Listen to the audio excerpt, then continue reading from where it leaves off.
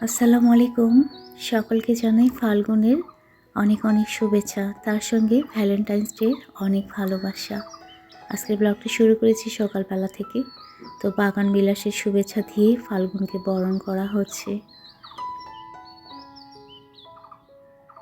হালকা হিমেল বাতাসে গাছের পাতাগুলো তো ঝরে যায়, তার সঙ্গে বাগান বিলাস ফুলগুলোও ঝরে যাচ্ছে। নতুন করে গাছে পাতা আসা শুরু করেছে।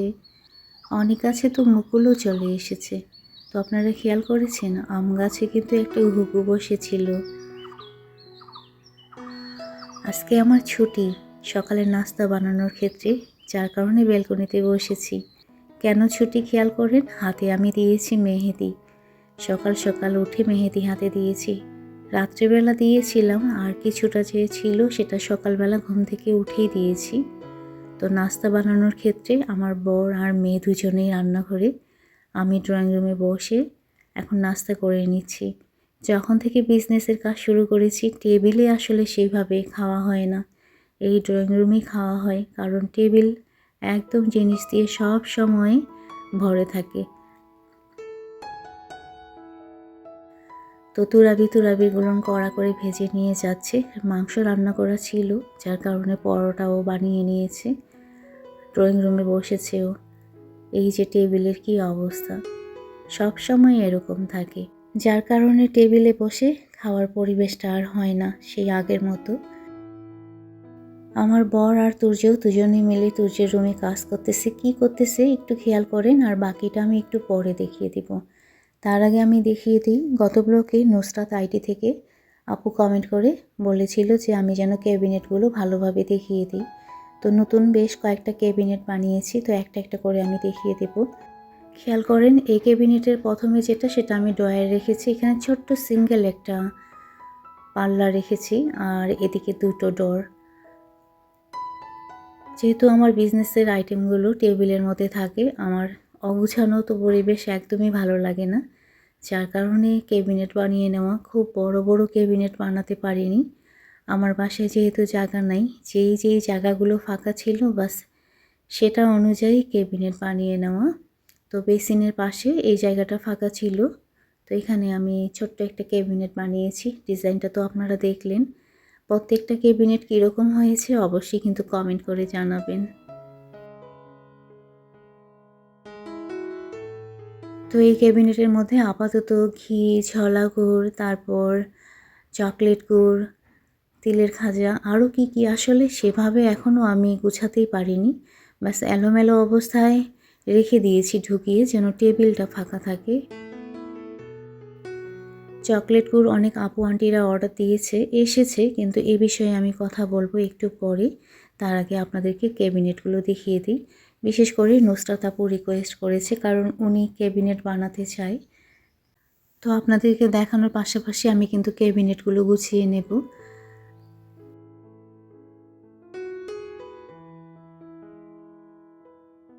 ক্যাবিনেটের মধ্যে বিছানা চাদরগুলো রেখে দেব। তার আগে আমি আপনাদেরকে দেখিয়ে দিই, একটার পর একটা বাস এভাবেই দেখিয়ে দেব।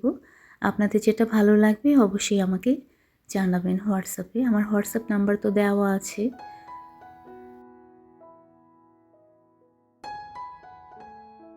চাদরের কোয়ালিটি যে একবার হাতে নিয়েছে সে শুধুমাত্র বুঝতে পারবে। আর আমার কথাতে যদি আপনারা নিয়ে থাকেন, তাহলে আমার বিশ্বাস আপনারা নিরাশ হবেন না, কারণ খুব ভালো মানের আমি চাদর রেখেছি।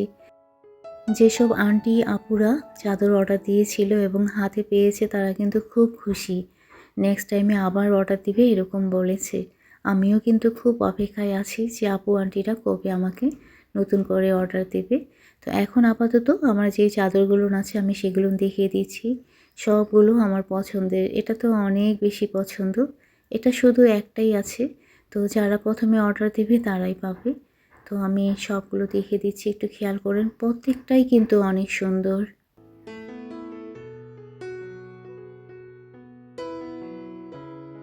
আমি কিন্তু সব বিছানা চাদর দেখিয়ে দিলাম। এখন সুন্দর করে এই জায়গাটা গুছিয়ে নেব। আর আমার বিজনেসে কিন্তু কালো জিরার মধু, তারপর সরিষা ফুলের মধু আছে। কালো জিরা তো মহা ওষুধ। কালো জিরা যারা খেতে পারেন না, তাদেরকে রিকোয়েস্ট করব একবার হলেও কালো জিরার মধু খেয়ে দেখবেন।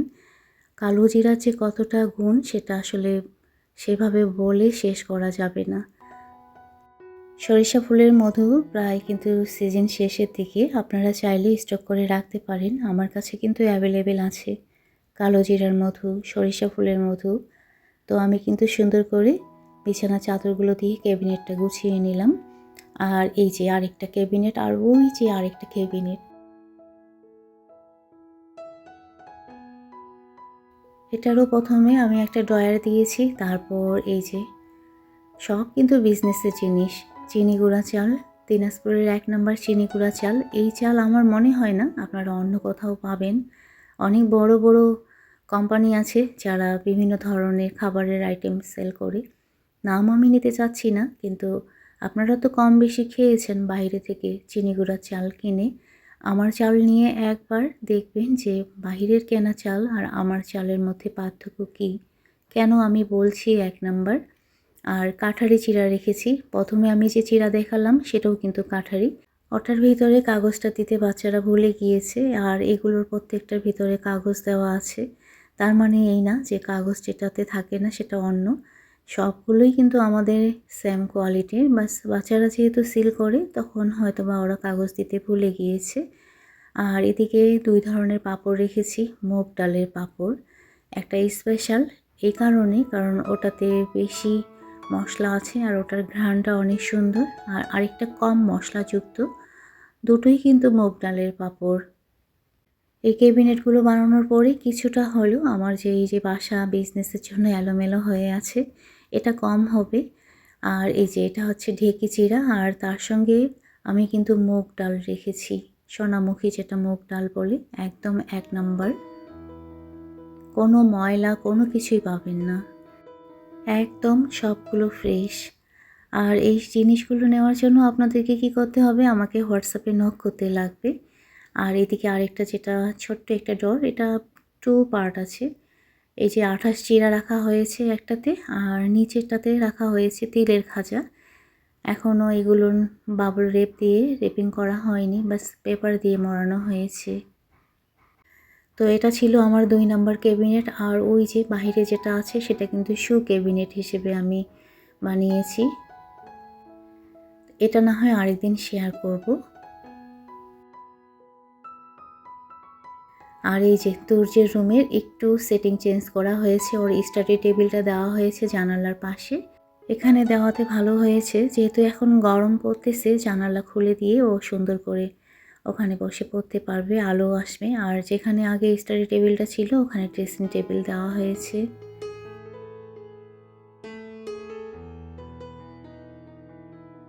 একদম চলে এসেছি সন্ধ্যার পরে, সবাই মিলে ড্রয়িং রুমে টিভি চালু করে দিয়েছি। তুর্য ওইদিকে চিনি গুঁড়া চাল সিল করতেছে, তুরাবি এদিকে প্যাকেট করে নিচ্ছে। আর আমরা কিন্তু প্রথম জাতীয় নির্বাচনের আমি আর আমার মেয়ে দুজনে ভোটে অংশগ্রহণ করেছি, আলহামদুলিল্লাহ। আসলে দেশের নাগরিক হিসেবে যেটা দায়িত্ব ভোট দেওয়া, আমি আর আমার মেয়ে দুজনে ফার্স্ট টাইম। বড়ই নিয়ে আসা হয়েছিল, আমি বড়ইগুলো নিয়ে নিচ্ছি। বাইরে গিয়েছিলাম আজকে একদম ব্যস্ততার মধ্যে, আসলে আমি সময়ই পাইনি। একটা পার্সেল এসেছে, তাও আবার আমার বর রিসিভ করেছিল। সেটা বাহিরেই ছিল একটা দোকানে। সন্ধ্যার পরে আমার বর গিয়ে নিয়ে এসেছে। এই পার্সেলটা ওপেন করব, তার আগে আমি একটু আমার ভিডিও রিলেটেড কাজ করে নিই। আজকে আমরা সবাই মিলে বাইরে গিয়েছিলাম, তারপর তিলের খাজা নিয়ে আসা হয়েছে, সেগুলো বের করে নিচ্ছি। কারণ বেশ কয়েকটা আমার পার্সেল ডেলিভারি দেওয়ার জন্য তিলের খাজার দরকার। খেয়াল করেন তিলের খাজাগুলো কত বড় বড় থাকে। আমরা কিন্তু এগুলো কেটে তারপর সাইজ অনুযায়ী প্যাকেট করে থাকি। তো আমি বের করে এখন সাইজ অনুযায়ী করে মেপে দেব, তুরাবি প্যাকেজিং করে নেবে। তো তুরাবি দেখাচ্ছে যে মা ঝুরি ভাজার কথা বলো। এই ঝুরি ভাজা খেতে আমারও যেমন ভালো লাগে, আমার থেকে বেশি তো তুরাবির ভালো লাগে। ও দেখিয়ে দিচ্ছে ঝুরি ভাজা সেমাই। তো আপনারা একবার হলেও আমার কাছ থেকে ঝুরি ভাজা আর সেমাই নিয়ে দেখবেন, কারণ এর টেস্ট যদি আপনারা না নেন তাহলে বুঝবেন না কীরকম। বাংলাদেশের যে কোনো প্রান্ত থেকে আপনারা যদি অর্ডার দেন, ইনশাল্লাহ আমরা ক্যাশ অন ডেলিভারিতে আপনাদের হাতে পার্সেল পাঠিয়ে দেব। আর এটার জন্য আপনাদের হোয়াটসঅ্যাপে নক করতে লাগবে। আমি হোয়াটসঅ্যাপে লিস্ট দিয়ে দেব, তারপর আপনারা আপনাদের পছন্দ মতো অর্ডার দিতে পারবেন। তো প্লিজ আপনারা যারা যারা নিতে চান আমাকে হোয়াটসঅ্যাপে নক করবেন।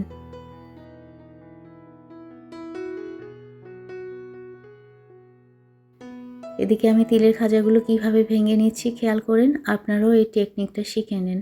অনেকে বোঝে না যে তিলের খাজা কিভাবে ছোট করা হয়।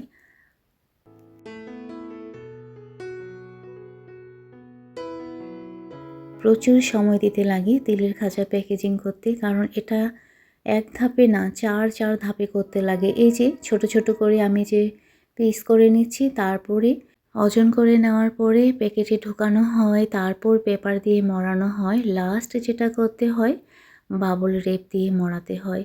অনেক সময় লাগে। যেহেতু সামনে এখন গরম, যার কারণে তিলের খাজা এরপর থেকে আমি দিতে পারবো না। এই অর্ডারই ছিল আমার লাস্ট অর্ডার। গত ব্লগে রোকসানা আলী আপু কমেন্ট করেছিল, আপুর কমেন্ট আমি পড়বো আর আপনারা দেখতে থাকুন আমি কিভাবে তিলের খাজা ভেঙে নিচ্ছি। তো আপুর কমেন্টটা ছিল এরকম: বোন, তুমি কি জানো তোমাকে কতটা ভালোবাসি? তোমার ইউটিউব পরিবারকে বড় করার জন্য আমি আমার পরিবারের সবাইকে দিয়ে সাবস্ক্রাইব করিয়েছি। শোনো বোন, তোমাকে প্রতিদিন কমেন্ট করতে পারি না, কারণ আমার পরিবারের সবাই জবে থাকে আর আমি তোমার মতো একা সংসারের সব কাজ করি, 2টা নাতনি নিয়ে, তাই তোমাকে লিখতে সময় পাই না। তবে লাইক দিতে ভুলি না। তোমার মতো আমিও অতীতকে ভুলার জন্য নিজেকে ব্যস্ত রাখতাম। আলহামদুলিল্লাহ এখন ভালো আছি। সব সময় হাসবুনাল্লাহ এই দোয়াটা পড়বে। তোমার ও তোমার পরিবারের সকলের জন্য অনেক দোয়া করি। ভালো থেকো। প্রথমত অসংখ্য ধন্যবাদ আপু, ভালোবেসে এত সুন্দর করে কমেন্ট করে আমাকে সাপোর্ট করার জন্য। আর আপনার পরিবারের সবাই যে আমাকে সাপোর্ট করে এটা জেনে আমার খুব ভালো লাগলো। মন থেকে আপনার পরিবারের জন্য দোয়া রইল। ভালো থাকবেন আপু, নিজের প্রতি খেয়াল রাখবেন।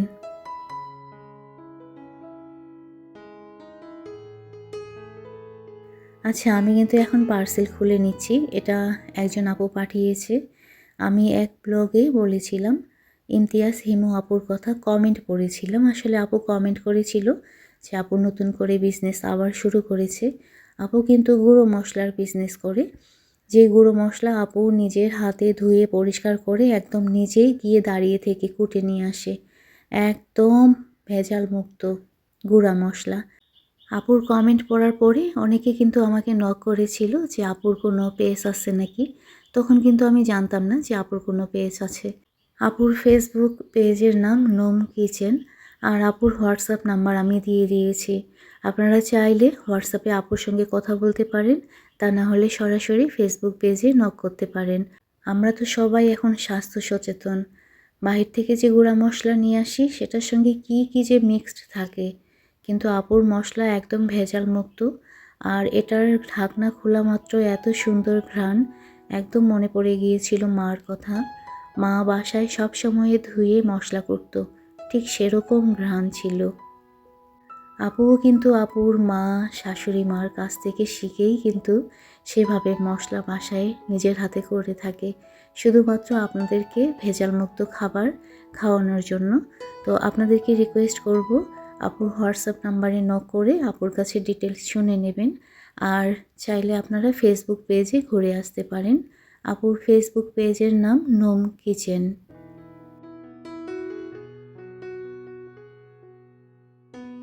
এই পার্সেলটা এসেছে কিন্তু চিটাগাং থেকে। আপনারা তো দেখলেন কি সুন্দরভাবে আপু প্যাকেজিং করেছে। সারা বাংলাদেশের বিভিন্ন জায়গায় অনেক শুভাকাঙ্ক্ষী আছে আমার, আমি তাদেরকে বলবো আপনারা তো বাজার থেকে গুঁড়া মশলা কিনে খান, সেটা কিন্তু আমি গ্যারান্টি দিয়ে বলবো ভেজাল যুক্ত। আর ভেজাল মুক্ত যদি গুঁড়া মশলা নিতে চান তাহলে আপুর কাছ থেকে নেবেন। আপু যেমন গ্যারান্টি দিয়ে তার মশলাগুলো আপনাদের দেবে, আমি গ্যারান্টি দিয়ে আপনাদেরকে বলছি আপনাদের খুব ভালো লাগবে। আপু আমাকে কি গুঁড়া মশলা পাঠিয়ে দিয়েছে সেগুলোর আমি এখন খুব ভালোভাবে দেখিয়ে দেব। এই যে এটা ধনিয়া গুঁড়া, কালারটা দেখেন কি সুন্দর, একদম মা যেভাবে বানাতো সেরকম সেন্ট ছিল। তো আপু পাঠিয়ে দিয়েছে আমাকে যেগুলো গুঁড়ো মশলা। এই যে এটা হচ্ছে শুকনো মরিচ গুঁড়া, খেয়াল করেন মাশাআল্লাহ কালারটা কি সুন্দর। মশলার ঢাকা খোলা মাত্রই একদম সুন্দর ঘ্রাণ, হলুদ গুঁড়াটাও একদম ফ্রেশ। আপু সব কিন্তু নিজের হাতে করে, ভালো করে ধুয়ে শুকানো হতে, তারপর ওই যে বললাম মশলা গুঁড়া করার সময় আপু নিজেই দাঁড়িয়ে গুঁড়া করে নিই। তো ধনিয়া গুঁড়াটা তো দেখলেন কি সুন্দর কালার, একদম কিন্তু ফ্রেশ আর ভেজাল মুক্ত।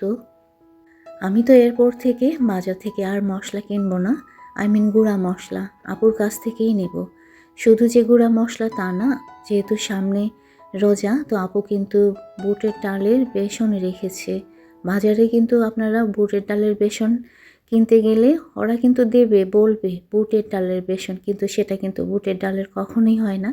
তো আপুর কাছে একদম ভেজাল মুক্ত বুটের ডালের বেসন পাবেন, তার সঙ্গে শুকনো চালের গুঁড়া। রোজার সময় আমরা যখন ভাজা পোড়া করি, বেসনের সঙ্গে যদি একটু চালের গুঁড়া দেওয়া হয়, তাহলে সেই ভাজা পোড়াটা কিন্তু খেতে বেশি ক্রাঞ্চি মচমচা হয়, খেতে কিন্তু বেশ টেস্টি লাগে। তো আপনারা এইসব আইটেম আপুর কাছ থেকেই পেয়ে যাবেন।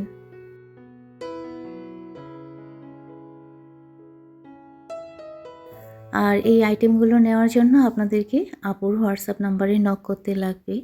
তো আমি কিন্তু নাম্বারটা দিয়ে দিয়েছি। তো আপনাদেরকে আবারও রিকোয়েস্ট করব, আপুর সঙ্গে কথা বলে নেবেন। আপুর জিনিসগুলো সত্যি বলছি অনেক মানসম্মত। আর আমার বিশ্বাস আপনারা যদি আপুর কাছ থেকে এই জিনিসগুলো নেন, আমার কথার সঙ্গে মিল পাবেন। আপনাদের সকলকে ভেজালমুক্ত খাবার খাওয়ানোর জন্য আপু যে পরিশ্রমটা করে, সেই পরিশ্রম সার্থক হবে তখনই যখন আপনারা আপুকে নক করবেন।